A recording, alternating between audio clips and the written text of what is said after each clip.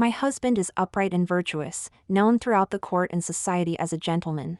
He doesn't take concubines or keep mistresses, and everyone believes he loves and cherishes me. Only I know that he loves the Empress. I had already resigned myself to this fate. Until that year, when rebels entered the city and held our only daughter hostage, forcing him to hand over the Empress and Crown Prince. Before the two armies, he shot our daughter dead with an arrow, saying, "Since ancient times, one cannot protect both family and country in times of crisis." My hair turned white overnight, and in despair, I perished alongside the Empress. When I opened my eyes again, I had returned to our wedding night. Facing his impassive face, I smiled sweetly. "Since you love each other so much, let your love story be sung throughout the land." Ding! This novel reminds you to click the subscribe button in the bottom right corner to read the complete novel. In my previous life, when news of Prince Chi's rebellion and attack on the imperial city arrived, I immediately dismissed the servants and fled with our daughter. My daughter, confused, asked, "Why aren't we waiting for father to come home?" I smiled bitterly, holding her tight. "Your father won't be coming home. He had someone else he wanted to protect more." Sure enough, soon after, the emperor was killed by Prince Chi. Shinzhou escaped the city, protecting the Empress and Crown Prince. From beginning to end, he never once thought of his wife and young daughter still at home. Fortunately, I no longer counted on him. While his reputation for loyalty and righteousness spread throughout the land, my daughter and I mixed among refugees, living day to day. But holding my daughter, I never lost hope for a moment. I thought, if we could luckily escape this time, I would surely live a good life for myself. I would cast aside all past events. No longer burdened by such a heavy and sickening secret, living in daily fear. But heaven did not grant my wish, and we ultimately fell into the rebels' hands. Shinzhou supported the Crown Prince as the new emperor, led the loyal army against the rebels, and forced Prince Chi to retreat step by step. Prince Chi somehow remembered rumors of Shinzhou's love for his wife and daughter. He offered a hefty reward and finally captured us. On the city wall, the cornered Prince Chi held a knife to my daughter's throat, forcing Shinzhou to hand over the Empress and Crown Prince. Though I knew it was useless, I still begged Shinzhou tearfully. I pleaded with him, for the sake of our 11 years as childhood sweethearts, to save our only daughter. But without hesitation, he drew his bow and shot an arrow through our daughter. Since ancient times, one cannot protect both family and country in times of crisis. Before the two armies, his resounding words echoed through the sky. The battle was won. He saved the Empress, supported the Crown Prince, saved the state from collapse, and became a hero of the nation. He used our daughter's blood to pave the way for his own eternal fame, and to secure a prosperous empire for the one he loved. My hair turned white overnight, and my heart turned to ashes. Prince Chi didn't kill me. Before fleeing, he ordered his men to return me to Shinzhou. I knew why he didn't kill me. He wanted me to be a knife of revenge. I had no reason to refuse. In Shinzhou's tent, I met the legendary empress whose name shook the world.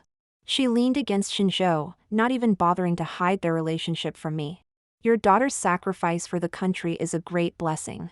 You must not harbor resentment or blame Shinzhou. After all, with your ordinary looks, you should be grateful to be able to accompany Shinzhou daily." Meng Ruyan looked down at me from her high position, her gaze filled with barely concealed disgust and hatred. By now, she was the most noble woman in the entire empire, and I was nothing but an ant she could toy with at will. What did she hate about me? The answer was clear.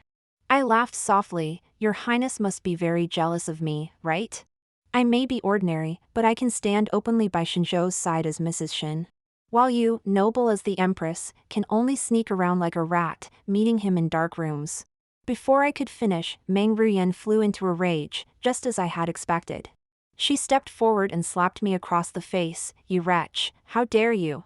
My face turned to the side, half of it burning with pain, a taste of blood rising in my throat. Still not satisfied, her long nails scratched my face. "What are you to speak to me like this? You're alive only because of my mercy and kindness. I was going to let you return to the Shin residence to continue being a decoration. But since you're so ungrateful, you can go to the Tsiring temple with that bastard you gave birth to." I didn't give her a chance to finish. The golden hairpin hidden in my sleeve pierced her throat. Blood sprayed across my face. Her once arrogant and beautiful face was now extremely distorted and ugly from pain. Mouth agape, eyes bulging, like a dead fish. Before I could pull out the pin to stab Shinjo, I was kicked away with great force. I coughed up blood, and through the red haze, I only saw Meng Ruyan falling into Shinjo's arms. That face, which had never shown a ripple of emotion, was now a mix of shock, pain, regret, and anger. It looked beautiful. He cursed me with red eyes, "Vicious woman, I'll make you suffer for eternity." Unfortunately, he wouldn't have the chance. Before entering, I had already taken poison. Now the poison was spreading through my body, every fiber filled with pain. In my hazy state, I saw that little bundle, like a pink dumpling, waving at me. Just like she had countless times before, she comforted me like a little adult. "Don't be afraid, mother. Lily will always be with you." My daughter, her name was Shinlily. From the moment she was born, her father had never held her once. She was good and obedient. She always asked me why her father didn't like her. She even thought that her father didn't like me because he didn't like her. To gain her father's love, she learned to play the zither, chess, calligraphy, and painting. The little one studied diligently every day. She thought if she mastered these skills and became the most famous young lady in the capital, her father would no longer dislike her. But even when her fingertips bled from playing, when the blood scabbed over, when the scabs fell off and formed layer upon layer of calluses, she still couldn't earn a single glance from her father. That day on the city wall, when faced with the arrow shot by her father, my Lily only looked at me. She said to me, "Don't cry, mother." Lily isn't afraid. She was only 6 years old. In the last moment of her life, she was still trying to comfort me, her useless mother. With my last bit of strength, I reached out to her. "Good girl, mother is coming to be with you now." I was reborn. Reborn on my wedding night with Shinjo. Just like in my previous life. My bridal veil was lifted, and I saw Shinjo's face, cold to the extreme. He opened his mouth and said he was tired and wanted to rest. I couldn't distinguish if this was reality or a dream. But the face before me was so detestable that I didn't hesitate to slap it without a second thought. Because I used too much force, my hand felt a numbing pain. On Shinjo's originally jade-like face, there were now clear marks of 5 fingers. It wasn't a dream after all. Delighted inside, I raised my hand and gave him another slap. Shinjo was stunned. He grabbed my hand, his eyes slightly cold. "What madness has gotten into you?" I laughed coldly. "Nothing, just an itchy hand." Shinjo was bewildered, rarely showing a confused expression. I pressed on, making up lies. "Didn't my father tell you? I have a mania. If I don't hit someone every day, my hands become unbearably itchy. Since you agreed to my father to take care of me for life, you should be willing to be hit by me." Shinjo was furious. "What nonsense are you talking about? We've known each other for so long, how come I never knew you had such a condition?" I rolled my eyes. "Huh, that's funny coming from you. If you had known, how would I have gotten you to willingly marry me? But you don't need to feel wronged. My father raised you for so long, now you can consider this as repaying the kindness. Besides, you're tough-skinned, what's the big deal about a couple of slaps?" He was exasperated. "Aren't you afraid I'll divorce you?" I leisurely drank a cup of wedding wine. "Go ahead and divorce me. You rejected the marriage proposal from the Minister of Personnel's family to marry me. Everyone knows I'm your mentor's daughter. If you divorce me, what will become of your reputation?" He glared at me hatefully, and after a long struggle, only managed to utter, "You." I remained calm, thinking to myself that this must be what it feels like to have one's own plan backfire. Shinjo married me originally because he saw my family as humble. My father was the director of the Imperial Academy. He only had me as his daughter in his lifetime. Shinjo was originally a distant nephew from my mother's family. Because his birth mother had an affair and poisoned his father with her lover, the clan members seized his family's property and drove him out. One year, when my father accompanied my mother back to her hometown, he saw Shinjo's pitiful state and brought him along to study. At first, my father had the idea of taking him as a live-in son-in-law. But Shinzhou showed great talent in his studies. In this dynasty, although live-in son-in-laws were not prohibited from taking the imperial examinations, they couldn't enter the court as officials. My father feared ruining his future prospects, so he gave up on this idea. He just wholeheartedly supported Shinzhou's studies, considering it as doing a good deed, hoping that Shinzhou would look after me in the future. Shinzhou and I grew up together like childhood sweethearts. Shinzhou was handsome and talented, and I had always been in love with him. But my father told me to give up on this idea. He said Shinzhou was not meant for an ordinary life and would soar high one day. While I was of average talent, marrying Shinzhou might not be a good match. He only wished for me to marry into a well-off family, find a kind-hearted husband, and live a peaceful life. Although I was heartbroken, my father was already critically ill at that time. I really didn't want to go against his wishes. So I forced myself to give up and treated Shinzhou like an elder brother. Later, Shinzhou indeed achieved the top 3 ranks in the imperial examinations, becoming the youngest third-ranked scholar in this dynasty. He suddenly became highly sought after. Even the Minister of Personnel's family sent people to propose marriage.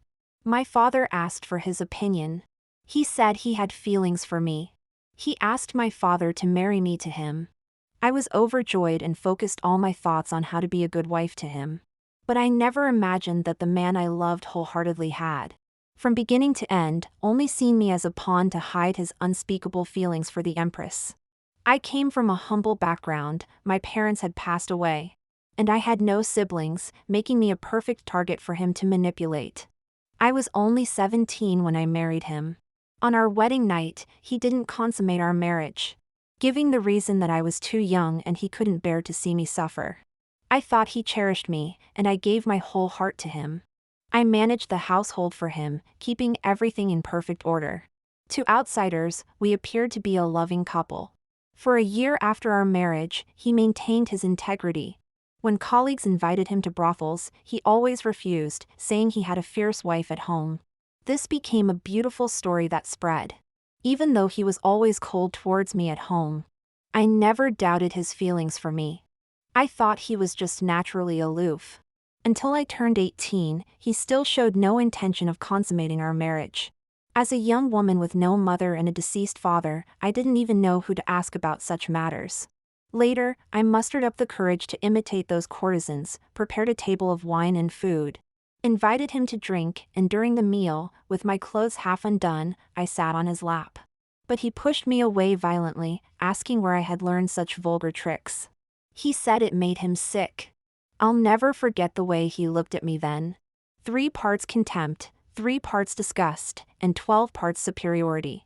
As if in his eyes, I was something lowly and dirty. I was ashamed and angry, not knowing what to do as I watched him storm off. For a long time after that, he ignored me. Though we lived under the same roof, he treated me like air. Even looking at me once seemed to pollute his eyes. At that time, I was too young to realize this was his way of disciplining me, breaking my pride, trampling my self-esteem, making me a pitiful creature in the back courtyard who only knew self-pity and followed his every word. Back then, I didn't know what to do. I could only hide under the covers and cry secretly every day. Thinking of this, I became furious again and slapped Shinzhou once more. He grabbed my hand, warning me not to push my luck. "Do you really think I wouldn't dare to hit you?" I caressed his face, chuckling. "Go ahead and hit me. If you hit me once today, tomorrow I'll spread it all over the world that the third-ranked scholar abuses his wife, who is the daughter of his benefactor." I wonder if the officials would like this rumor. Anger rolled in Shinzhou's eyes, but he didn't dare to hit me. I knew he wouldn't dare. At this time, he was focused on climbing the ranks for his empress. His reputation couldn't afford even the slightest blemish. It must have been difficult for him to lower his head and pretend to be affectionate, nuzzling my cheek intimately. "Yao Yao, do you have some misunderstanding about me, or have you listened to some slander? We grew up together, you should know that my heart is full of you. I come from a humble background, and it hasn't been easy for me to get where I am today. We are husband and wife, sharing honor and disgrace. My focus on my career is also for your honor. As my wife, you should manage the household well, so I can be free from worries."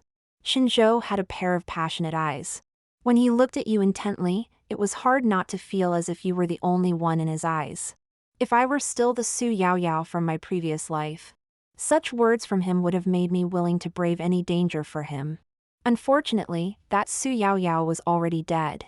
The one standing before him now was a vengeful spirit who wanted nothing more than to grind his bones to dust. And his attempt to appease me was only because he couldn't divorce me and still needed me as a puppet. I caressed his face and slapped him again. It's a pity that a low-born creature like you, born of your mother's affair, isn't worthy of loving me. Shinzhou stared at me intently, as if he wanted to devour me alive. But in the end, he just gritted his teeth and left. I sat on the red wedding quilt, watching his retreating figure. My mind full of ways to bring death to him and Meng Ruyan. Since they love each other so much, wouldn't it be a disservice to their deep love if I didn't make their romance known to the world?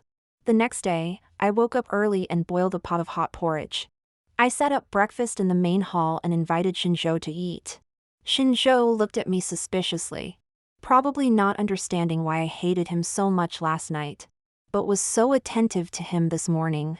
I rolled my eyes. Eat it or not, if you don't eat today, don't expect to eat my food again in the future. Shinzhou eventually sat down and started drinking the porridge. Then, he was knocked out by the knockout drug I had put in it. I spat on his face. Such a scumbag, still wanting to eat my food, go eat in the hell. Afterwards, I eagerly broke open the door to his study. After a thorough search, I indeed found that small portrait of Meng Ruyan in a hidden compartment in the wall. The inscription in the lower left corner read, "My beloved Ruyan." It was unmistakably Shinzhou's handwriting. After 2 lifetimes, seeing this small portrait again, I still felt disgusted in my heart. The events of the previous life rushed into my mind like a revolving lantern. Ever since Shinzhou rejected me that time, I was depressed for a long time. But I'm not the kind of woman who can't pick herself up or let go. No matter what his reasons were for treating me like this wasn't the marital relationship I wanted. Even though my heart felt like it was being cut by a knife, I still proposed that if he didn't love me, I could separate from him. He looked at me for a while, tucked my hair behind my ear. How could you think that? Of course I love you. I don't consummate our marriage because I practice the Taoist way, which forbids bedroom activities. But if you want, I'm naturally willing to satisfy you. That day, we consummated our marriage. Throughout the entire process, I only felt pain. He remained cold in bed. After it was over, he said he still had official business to attend to, and left as if escaping. Under the cold moonlight, I watched him leave with hurried steps. My heart felt only desolation. He remained cold in that matter.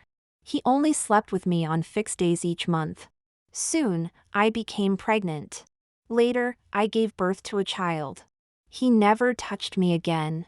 To outsiders, we appeared to be a loving couple. But in reality, at home, we were like 2 parallel lines that never intersected. As my father had predicted, his official rank kept rising. We moved to a new home. After the house became bigger, we often wouldn't see each other for 10 days or half a month. By this time, I had already sensed something was wrong. But we already had a child, and I thought most women in the world probably lived like this.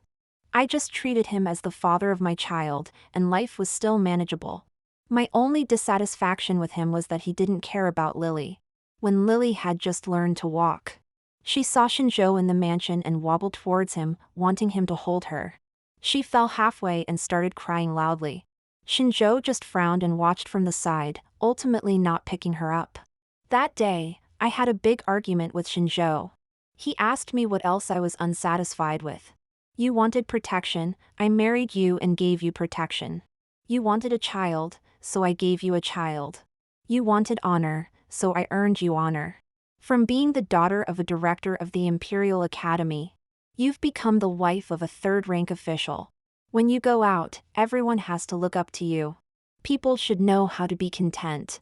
At that moment, I felt like I had been drenched with a bucket of cold water in the dead of winter, chilled from head to toe. I had originally thought that even if Shinzhou didn't love me, he at least had some respect for me. But it turned out that in his heart, everything he gave me was just charity. I didn't want this kind of charity, and once again proposed separation. But outside his study, I discovered him pleasuring himself to a portrait. At that moment, I couldn't tell if I felt more disgusted or more angry. I kicked open the door, snatched that painting in his hand, wanting to confront him. But I was shocked to discover that the person in the painting was actually Empress Meng Ruyen. Holding that small portrait, I felt the world spinning. Many past confusions also found their answers. Why Shinzhou wanted to marry me. Why he married me but wouldn't touch me. And why the Empress would torment me every time she saw me. As Shinzhou's wife, I had to see the Empress during New Year's greetings. I still remember the first time I met her. Because I failed to catch the reward passed by the palace maid, I broke a jade rui scepter. The Empress punished me by making me kneel in front of the hall for 3 hours. In the end, it was Shinzhou who pleaded for mercy and got me released. That day, in the carriage taking me back to the mansion, my legs were swollen like risen dough, painful and aggrieved.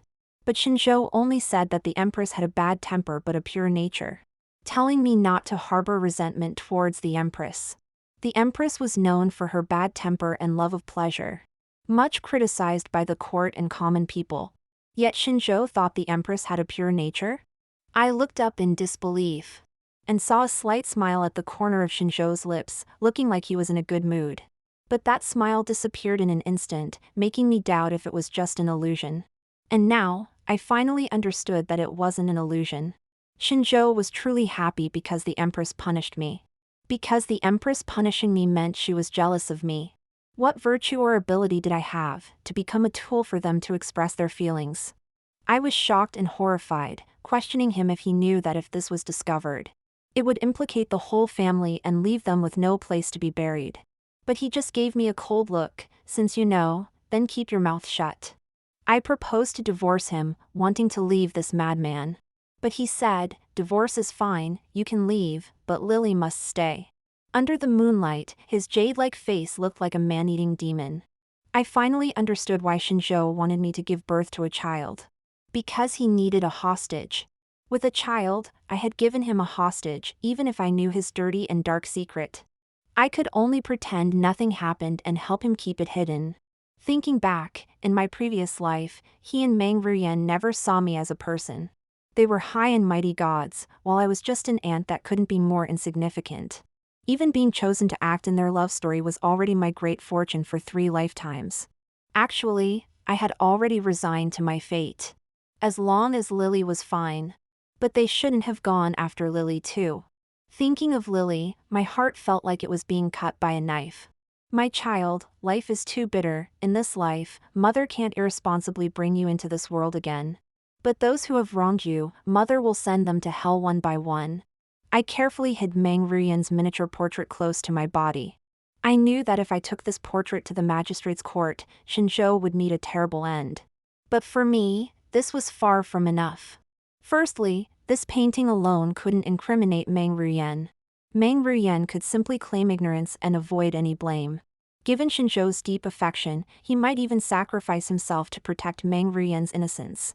Secondly, death was too easy a punishment for Shinzhou. He deserved a more fitting fate.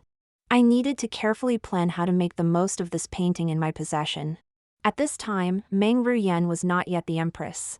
The current Empress was surnamed Xiao, mother of the Crown Prince and the legitimate daughter of Duke Xiao. A year later, Duke Xiao would be accused of treason, and the entire Xiao family would be executed. The Crown Prince would be deposed. Empress Xiao would take her own life in the palace. Soon after, Meng Ruyen would give birth to a prince and be crowned as the new Empress. She would become the biggest winner in Duke Xiao's treason case. And Duke Xiao's case would be the first major case handled by Shinzhou. If anyone claimed there was no coincidence in this, even ghosts wouldn't believe it. As they say, the enemy of my enemy is my friend. To deal with Shinzhou, the Duke Xiao's household would be my greatest ally. I took a silver coin from my dowry and had a servant send an invitation to Xiao Yiyun, the heir of Duke Xiao, in Shinzhou's name, inviting him to the mansion for a meeting. I knew Xiao Yiyun would come. Rumors said that this young Master Xiao had a preference for men and had been eyeing Shinzhou for a long time. However, Shinzhou despised his character and had always treated him coldly. Today, I would give this young Master Xiao a grand gift, delivering a clean and prepared Shinzhou to his bed. This would be my gesture of allegiance to Xiao Yiyun. I wonder what expression would grace the face of that noble consort Ming in the palace. when she hears that her beloved man is writhing beneath another man. Xiao Yiyun indeed came as promised. He was somewhat surprised to see that I was the one greeting him. In my 2 lifetimes, this was the first time I met the legendary heir of Duke Xiao. His ancestors and father had illustrious military achievements, but he was a complete wastrel. Originally, the heir was his elder brother, and he was just the younger son. Later, his elder brother died in battle, and he inherited the position of heir. But he was incompetent in leading troops in fighting, only excelling in cockfighting and dog racing. Most outrageously, he had a preference for men and often frequented brothels. In my previous life, he had once publicly flirted with Xinzhou at a banquet in the Crown Prince's mansion. He was even reported by a censor for this and punished by the emperor with a year's salary deduction. Xinzhou hated him to the bone. Later, when Xinzhou was in charge of investigating Duke Xiao's treason case, he sentenced Xiao Yiyun to immediate execution. For a time, people said it was heavenly justice and karmic retribution. However, Xiao Yiyun was different from what I had imagined. Rumors described him as frivolous and utterly dissolute. In reality, though handsome, he had a tall and slender figure. And even dressed in a frost-colored robe, he couldn't conceal the chilling and murderous aura around him. Xiao Yiyun asked why I had invited him here. I opened the door to the study, where an unconscious Xinzhou lay on the couch. I said, "A grand gift for you." Xiao Yiyun choked and started coughing. He looked at Xinzhou, then at me, and turned to leave. I managed to stop him with great effort. He kicked Xinzhou, a flash of ferocity in his eyes. "Stop pretending to be dead, get up." I never thought the upright scholar Shin would resort to such tactics to bring down the Xiao family. He kicked for a while, but Xinzhou remained motionless. I looked at Xiao Yiyun thoughtfully. His behavior was very different from the wastrel described in rumors. A thought crossed my mind: could it be that Xiao Yiyun's past debauchery was all an act? However, this made it easier for me to say what I wanted to say next. I told Xiao Yiyun that I had a cooperation opportunity where he could both get the beauty and help the Empress bring down the noble consort. Xiao Yiyun's face changed dramatically, telling me not to talk nonsense. He turned to leave, but I calmly pointed out that the Empress and the Xiao family were in danger. Internally, the noble consort covets the position of Empress.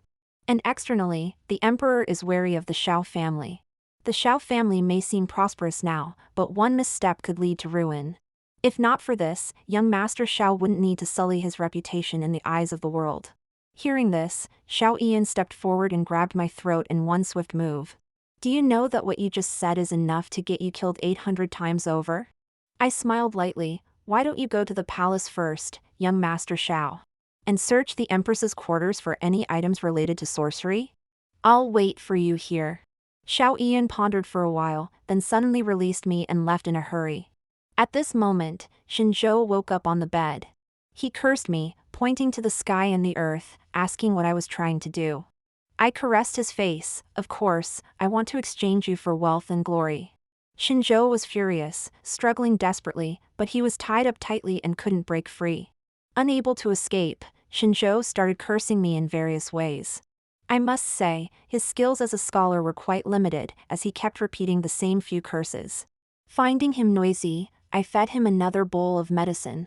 The world became quiet again. In the evening, Xiao Yiyun indeed came back to find me. He asked who I really was and how I knew about the things under the Empress's bed. I hesitated and said, "I had a dream. In the dream, the Xiao family and I met a tragic end." Then I told him about all the misfortunes from our previous life. I also said that I didn't believe any of this at first, until I found this miniature portrait in my dear husband's room. I presented the noble consort's miniature portrait to Xiao Yiyun. Xiao Yiyun looked as if he thought I was talking nonsense, but he still sat down and asked what my plan was. Late into the night, a small sedan chair followed Xiao Yiyun into the Xiao family residence. The person inside the sedan chair was, of course, my alluring husband. Although Xiao Yiyun's preference for men was fake, he had already promised me that he would find men who truly liked men, to let Xinzhou enjoy himself thoroughly. Unfortunately, I had other matters to attend to and couldn't go to the Xiao family to eavesdrop, which left me feeling a bit regretful. After Xinzhou had been missing for 2 days, a servant claiming to be from the Minister of Right's son's household came to our home looking for him. I recognized at a glance that he wasn't actually a servant from the minister's household, but rather the messenger between Meng Ruyan and Xinzhou from my previous life. A young eunuch runner from the imperial household department. In my previous life, after I had discovered Xinzhou's scandal, he no longer tried to hide anything from me at home. At that time, this young eunuch was the one who delivered messages between Xinzhou and Meng Ruyan. I pretended to know nothing and told him that Xinzhou had been invited away by Xiao Yiyun. The young eunuch became so anxious that his voice changed pitch. Xiao Yiyun? Don't you know that young Master Xiao has that kind of preference? How could you let Master Xin go to the Xiao residence? I feigned great shock and cried out, saying I had no idea and only knew that young Master Xiao and my husband had a private conversation in the study before my husband left with him. I urged the young eunuch to find a way to save my husband. The young eunuch hurriedly left. The moment he turned his back, I wiped away the tears I had forced out earlier and smiled. Meng Ruyan, I hope you won't disappoint me.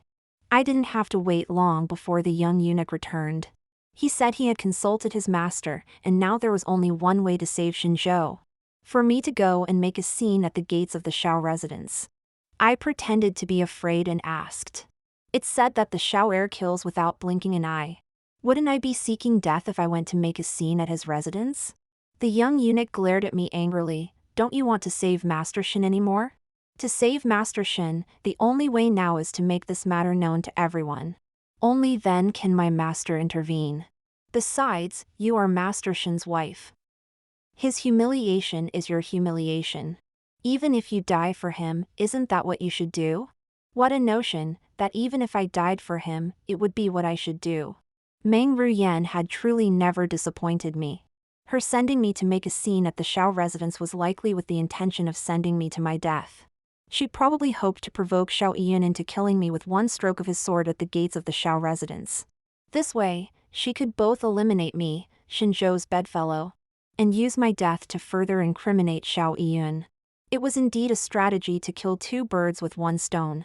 Unfortunately, while Meng Ruyan invited me into the trap, she didn't know that she was the one truly caught in it.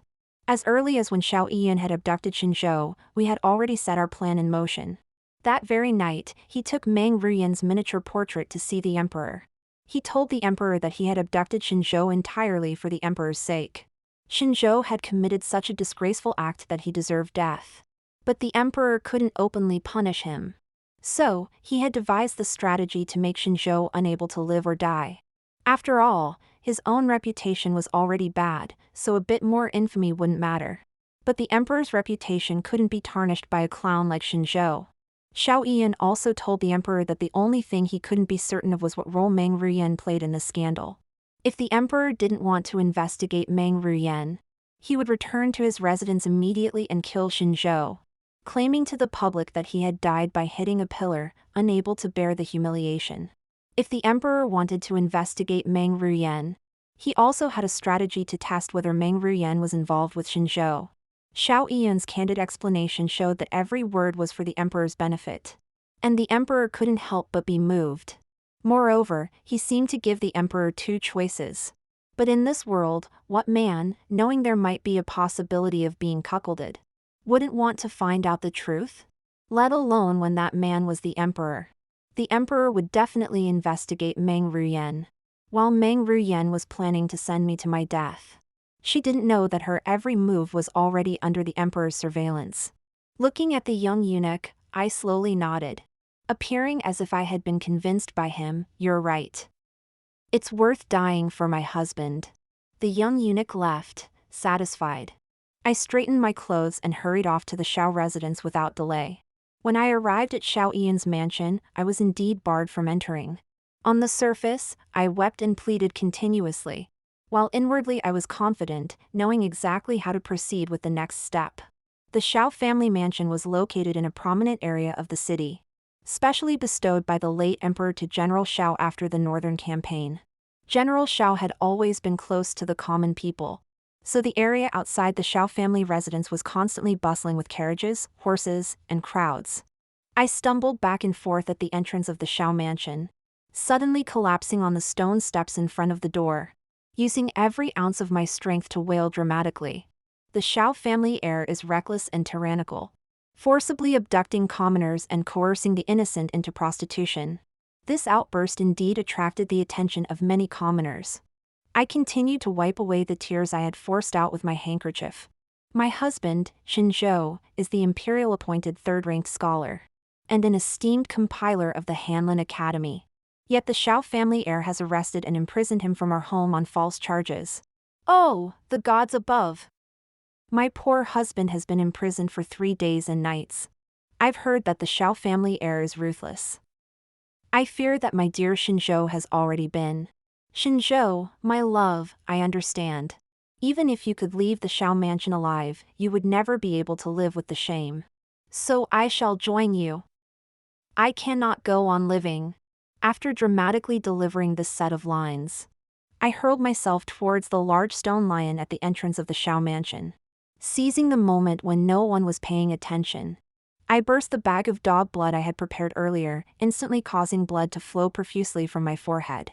I then fainted in front of the Xiao family gate. This grand performance left the audience filled with righteous indignation. Even with my eyes closed, I could hear the surrounding crowd cursing Xiao Yiyun in various accents. Soon, I was taken away by people sent by Xiao Yiyun. After being sent to the medical clinic by the Xiao family's people, Xiao Yiyun was indeed waiting for me as expected. He looked at my face covered in dog blood and laughed at how far I had gone.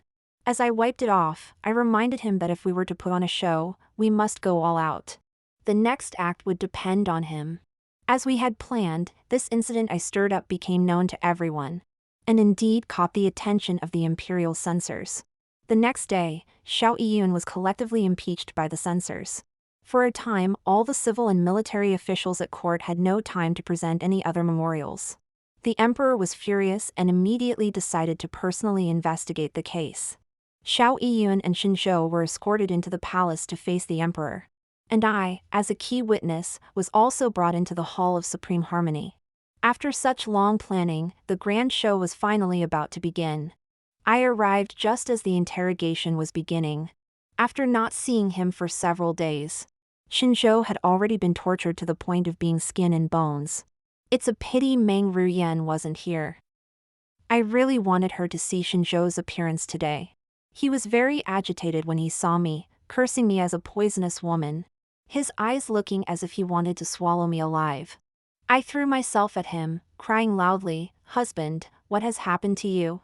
I even put on the appearance of being ready to fight Xiao Yiyun to the death. Anyone who saw this would have to praise me as a virtuous and dutiful wife. With great difficulty, I was restrained by the eunuchs and made to kneel before the emperor. I kowtowed desperately, begging the emperor to do justice for Xinzhou. Xiao Yiyun shouted that he had been wronged, and he pleaded for the imperial historian to withdraw, as this case was merely a family matter of the emperor. The imperial historian refused to leave, saying that there were no small matters in the imperial family.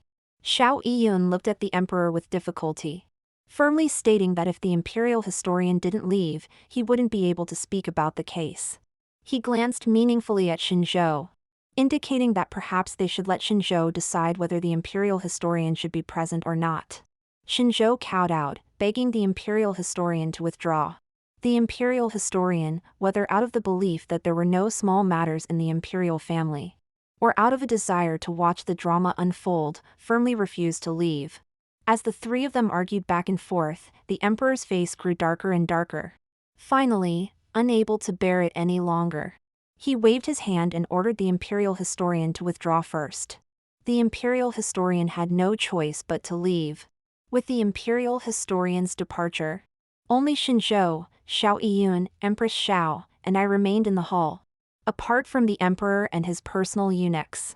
Probably because this matter involved the imperial harem, Empress Xiao was also present.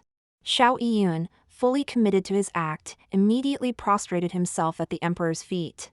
He cast an oily glance at Xinzhou, stating that while he had indeed abducted Xinzhou out of personal desire, lusting after Xinzhou's body, he would never have dared to insult an imperial official if Xinzhou hadn't committed a treasonous act, even if he had 800 times the courage. Xinzhou, dissatisfied, immediately cursed Xiao Yiyun as a beast and begged the emperor to do him justice. Xiao Yiyun sneered, pulling out a small portrait from his bosom and throwing it in front of Xinzhou. Heh, then please, Shinjo, explain who the person in this painting is. Shinjo glanced at it, his eyes freezing as if he had seen his death sentence. The emperor and empress, probably because they had already seen the small portrait, remained calm. However, the emperor still displayed the appropriate anger. Picking up a nearby scepter and hurling it at Shinjo. He demanded Shinjo to explain. The jade hit Shinjo's head before bouncing to the ground, shattering into pieces. The sound of breaking jade silenced everyone present. Shinjo's blood flowed freely. But he quickly regained his composure, kowtowing to the emperor. And stating that he had never seen this painting before. That this was all a conspiracy between Xiao Yiyun and me. In front of everyone, he began to describe how on the second day of our marriage, I had drugged him unconscious and sent him to Xiao Yiyun's mansion. He was emotionally agitated, his eyes bloodshot, like a man possessed. He shouted that he had been wronged, begging the emperor to do him justice and execute me, this poisonous woman. He completely failed to notice that by now, everyone in the hall was looking at him as if he were insane. I put on an appearance of heartbreak as I looked at him and asked, "Husband, have you gone mad? I've been scheming for your benefit, how can you treat me like this? Even if you're trying to escape punishment, you can't slander me like this." I also prostrated myself on the ground, facing the emperor and crying a mess of tears and snot. "Your Majesty, Shinjo and I have been childhood sweethearts. All our neighbors know that I've adored him since we were young. Any good things at home always went to him first. And to let him focus on his studies, our family never let him do any chores. Marrying him was the blessing I had dreamed of day and night. How could I possibly have tied him up and sent him to someone else's bed on the second day of our marriage? And to a man, no less? My husband is known for his upright character, it must be that young Master Xiao has tortured him to madness, causing him to speak such nonsense here. Your Majesty, please do justice for your humble subject." I pretended to bite back at Xiao Yiyun. Xiao Yiyun sneered and said, "Are you a fool? Your dear husband is trying to kill you, and you still have the heart to speak ill of me?" I cried and wailed, appearing completely at a loss. Empress Xiao gently reminded me to tell everything I knew, assuring me that she and the emperor would surely do me justice. I looked at Empress Xiao, blurting out like a fool, "I've already said everything, what else is there to say?" I knew that the more foolish I appeared at this moment, the more I would gain the emperor's trust. Empress Xiao was very satisfied with my impromptu performance, a smile spreading to her eyes. "Just tell us how Yiyun went to your home, and how he took Shinjo away from your home. Just tell the truth." I paused for a moment before slowly beginning. "Your humble subject is stupid and clumsy. I've only been married into the Shin family for 3 or 4 days in total. Let me start from the wedding night. On our wedding night, my husband didn't consummate our marriage, but instead slept alone in the study. I was both worried and afraid, not knowing why I had failed to please my husband, and couldn't sleep all night tossing and turning. Early the next morning, I prepared breakfast and went to the study to call my husband to eat, only to find him facing a small portrait on the table. He was. I pretended to be embarrassed, as if it was difficult to speak of. Although I didn't say it explicitly, everyone in the hall understood my meaning. The looks directed at Shinjo all carried a hint of contempt. Shinjo was so angry his face turned liver-colored, his chest heaving. "Poisonous woman, you're clearly slandering me." I crawled forward a couple more steps, insisting that every word I said was true. And if there was even half a lie in my words, may the thunder god in the sky strike me dead. After all, Shinjo had done this sort of thing in front of me in his previous life. And who knows how many times in private. Even if the gods heard my words, they would have to judge that I wasn't lying to the emperor. Shinjo raged impotently, spewing a stream of vile words to slander me. I cried uncontrollably, unable to continue speaking. The eunuchs timely gagged Shinjo. Shinjo, like a lamb waiting for slaughter, could only make muffled noises. The emperor gestured for me to continue. Stammering, I said, "I don't know who the person in the painting is. But to have this happen on my first day of marriage, I was truly heartbroken." Coincidentally, that day my husband had sent an invitation to young Master Xiao to visit our home. I thought young Master Xiao was my husband's friend, so I secretly took the small portrait to show him. My intention was to ask him to advise my husband. I even thought, if my husband truly liked someone, I could take charge and bring them into our household as a concubine. Unexpectedly, as soon as young Master Xiao saw the portrait, his face changed dramatically. He hurriedly put away the painting and went to find my husband. As a result, my husband was taken to Zhao's mansion and didn't return for days. By chance, the servant of the minister who was close to my husband came to our house looking for him. I told the servant about this, and the servant told me that young Master Xiao, he favors men, and advised me to make a big fuss at the Xiao family to demand my husband back, saying that young Master Xiao wouldn't dare not to release him. The rest, everyone knows. As I finished speaking, the room fell into silence, with only Xinzhou's muffled grunts continuing. I acted like a wife solely concerned with her husband's well-being, kowtowing repeatedly to the emperor. A burning pain spread across my forehead, which must have swollen. But in my heart, I felt a surge of satisfaction, because I knew that each of my kowtows was a death knell for Xinzhou. I kowtowed and cried, "Your Majesty, I don't know which woman was depicted in that painting. But even if my husband likes a woman, surely that's not a crime punishable by death. Young Master Xiao has insulted my husband so gravely, I beg your Majesty to do justice for your humble subject." My words were spoken with deep emotion and made perfect sense. In comparison, Xinzhou's defense seemed weak and unconvincing. The emperor's gaze towards Xinzhou was now like looking at a dead man. Just at this moment, Meng Ruyan was brought in. After 2 lifetimes, I saw Meng Ruyan again. My heart was bleeding with hatred. But I could only clench my fists tightly, using the pain to remind myself that I must remain calm. Whether in the previous life or this one, Meng Ruyan was deeply loved by the emperor. If I wanted to bring her down, I couldn't make a single misstep. She knelt down to pay her respects to the emperor. The emperor stared at her without allowing her to rise. It was Empress Xiao who softly said, "Rise, there's nothing else. We just found a portrait of yours in Xinzhou's residence, so we asked you to come and identify it. This portrait is so exquisite, is it your private collection?" Meng Ruyan only glanced at the small portrait on the ground before gracefully kneeling at the emperor's feet.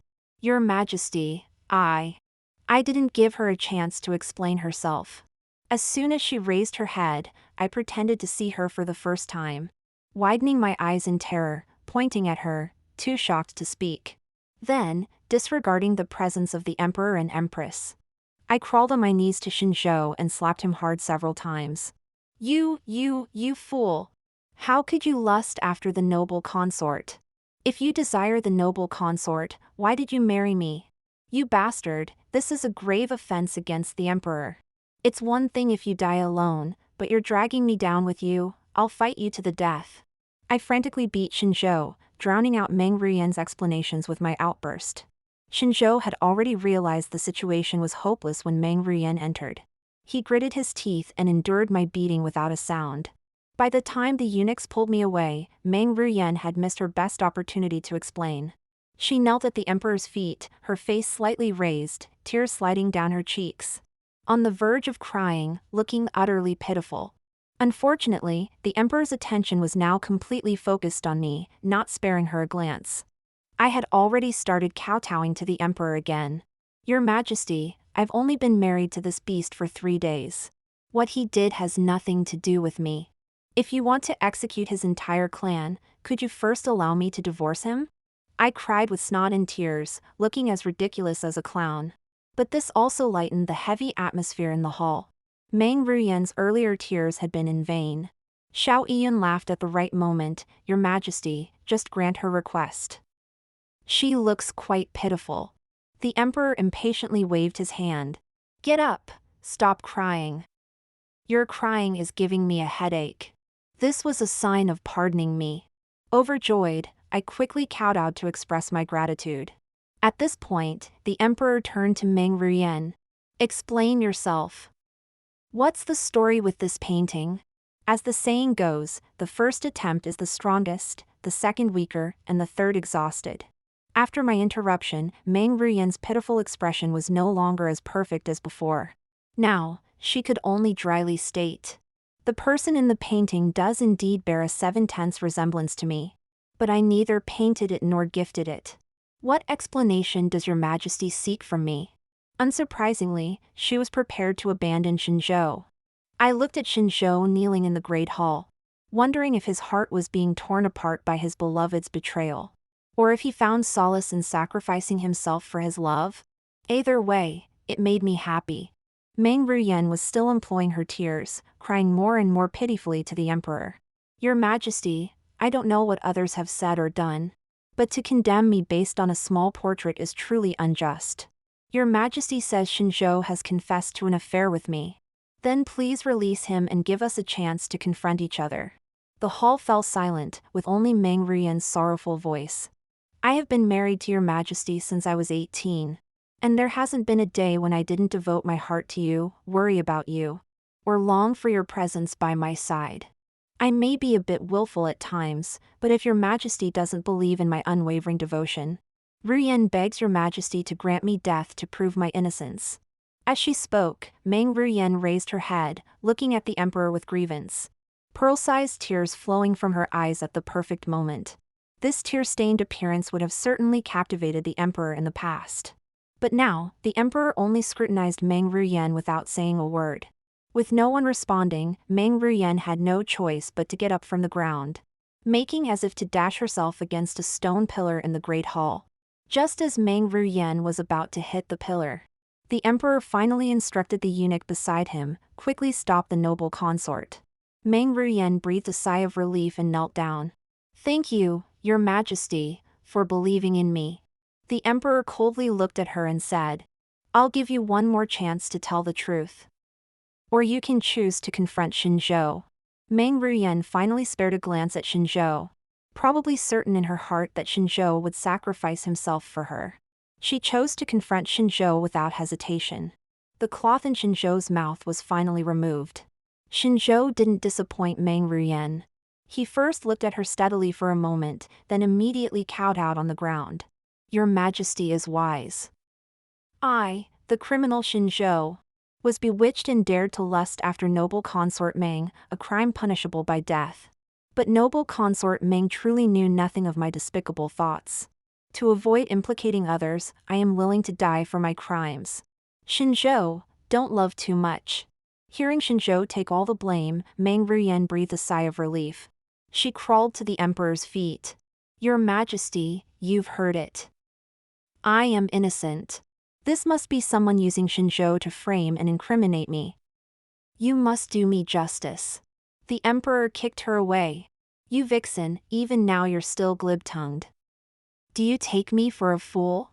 The kick was not light, and Meng Ruyen coughed up blood, still trying to proclaim her innocence. But when she glimpsed the bloodied person being brought in by the guards, all words failed her. That bloodied person was the young eunuch who had delivered messages for her. The young eunuch's feet had been cut off, and he was barely alive, without a patch of uninjured skin on his body. Seeing the emperor, he could only mumble one sentence. Your Majesty, spare me. This slave only stumbled upon the affair between the noble consort and Shinzhou, and was forced onto her boat of treachery. She threatened the lives of my family, forcing me to run errands and deliver messages for her and Shinzhou. This slave had no choice, I only beg for a quick death. The emperor waved his hand, and the young eunuch was dragged away. Only at this moment did real fear appear in Meng Ruyen's eyes. Her face ashen, she desperately threw herself at the emperor. This must be the empress slandering me. Because you favor me, the empress has always wanted to get rid of me. You mustn't be fooled by her seemingly virtuous appearance. The disappointment in the emperor's eyes deepened, and he kicked her away again. You vixen, with such irrefutable evidence, you still dare to quibble, and even dare to implicate the empress. Your crimes are compounded. Guards, take this vixen away. I want her to suffer 1,000-fold humiliation. Seeing the situation was hopeless, Meng Ruyen screamed as if grasping at the last straw. Your Majesty, it was all Shinzhou coercing me. He stole my personal handkerchief and threatened me, saying if I didn't have an affair with him, he would ruin my reputation. I had no choice. Your Majesty, didn't you say you loved me the most? I'll serve you day and night from now on, I beg you to spare my lowly life. Meng Ruyen was indeed capable of great things, able to be both humble and arrogant, surprising everyone present. Shinzhou, as if not recognizing Meng Ruyan, turned ashen-faced. How can you say such things? It was clearly you who seduced me. You even said the emperor was old and greasy, making you feel disgusted every time. You said that even if you died, you'd be content to have had a good time with me. You were the lady I was willing to die to protect. How can you treat me like this? This dog-eat-dog drama was so spectacular, it was beyond my expectations. Shinzhou's mouth was gagged and he was dragged away, lest he say more outrageous things. Meng Ruyan kept cursing him as a fool, saying she must have been blind to fancy him. The emperor directly fainted from anger. Before losing consciousness, he was still shouting, "I want this pair of dog couple to be dismembered." I heard the rest of the story from Xiao Yiyun. Meng Ruyan was executed, fulfilling the emperor's promise to have her sliced into 1,000 pieces. However, the palace officially announced that noble consort Meng had suddenly fallen ill and passed away. Shinzhou, of course, also died. In the official narrative, he died with dignity, taking his own life by hitting a pillar due to the unbearable humiliation from Xiao Yiyun. In reality, though, he was given to Xiao Yiyun by the emperor and was served daily by several large men. Only this could satisfy the emperor's hatred. Xiao Yiyun was publicly caned 100 times by the emperor for driving to death a compiler of the Hanlin Academy. Of course, this beating was just for show. From the outside, it looked severe, with flesh torn and blood everywhere, a frightening sight. But in fact, when I went to visit Shinzhou at the Xiao residence 7 days later, Xiao Yiyun was already walking around freely. Yes, I went to visit Shinzhou. At that time, his hands and feet were chained in a cage, which would be his home for the rest of his life. Upon seeing me, he first cursed at me, then asked me, why. I told him I had a dream. I recounted to him, one by one, all the events I had experienced in my previous life. I told him that originally, he was supposed to step on my blood and my child's blood to elevate his lover to the highest position. But now, he could only stay in this cage, waiting daily to be favored. This was the ending I had carefully chosen for him. As for me, due to the mercy of the emperor and the empress, after holding a funeral for Shinzhou, I was sent to the grasslands of the frontier. I chose the place myself. In my previous life, my daughter Lily had said that the place she most wanted to visit was the frontier. She had read a poem. A lonely smoke rises straight in the desert, the long river glows round with the setting sun. But she had never traveled far, spending her days at home learning music and painting. I had promised her then that after her 7th birthday, I would ask her father for permission to take a long trip to see the outside world.